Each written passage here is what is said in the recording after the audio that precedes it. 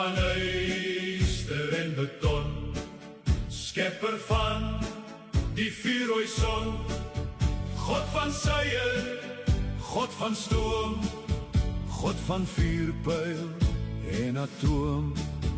Hemelvors, is God van mag, hier van elke bron van krag.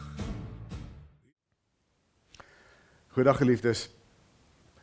Hierdie week wil ek saam met jou kyk na God se ontzagwekkende werk. En daar is verskriklik baie wat 'n mens daaroor kan sê. 'n Week is definitief nie genoeg nie. Maar ek wil juis aan die hand van 'n spesifieke Psalm, Psalm 66, 'n bietjie saam met jou gesels, bietjie in die woord indelf om te kyk na God se ontzagwekkende werk.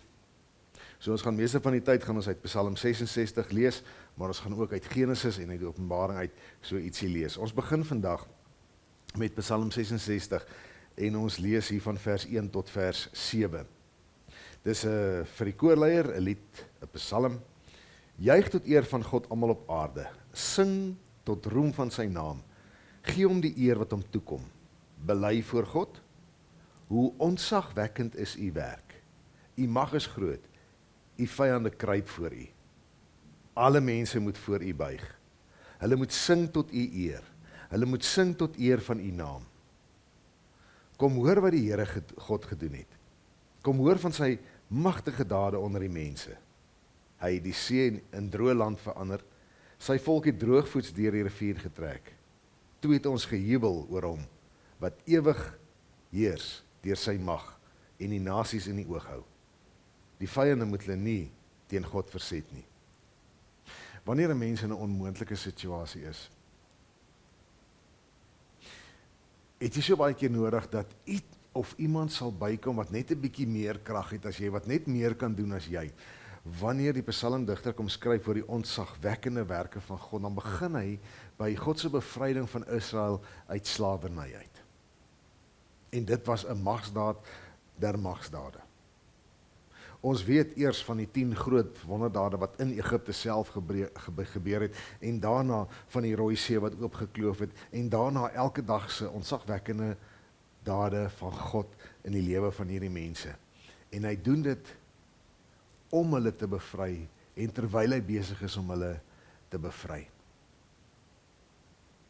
Nou dis wonderlik dat ou Israel so kan getuig van wat God vir hulle gedoen het, watter ontzagwekkende ding God vir hulle gedoen het. Maar ek en jy moet nooit vergeet nie, dat tussen toe en nou, staan daar die kruis van Jesus Christus. Die graf van Jesus Christus, die oop graf van Jesus Christus, en die uitstorting van die Heilige Gees. Hoekom? Paulus se hele bediening gaan daaroor om vir ons te verduidelik. Maar dit het God gedoen om jou te bevry, van 'n lewe waar jy vasgevang was.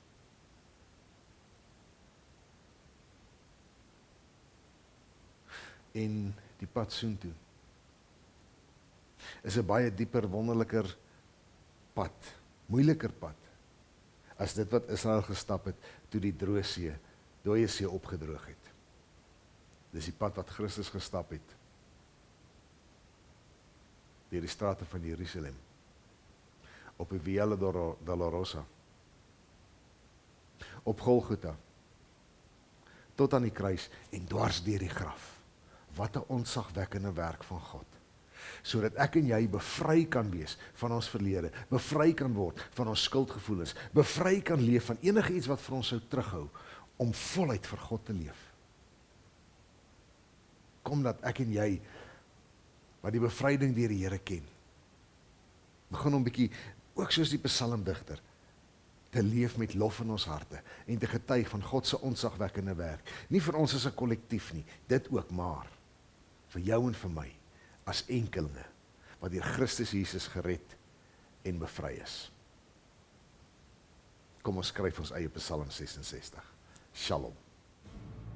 U laat bliksem flitse slaan, u beveel die stormorkaan, soos 'n arend in sy vlug, skeer die strale deur die lug.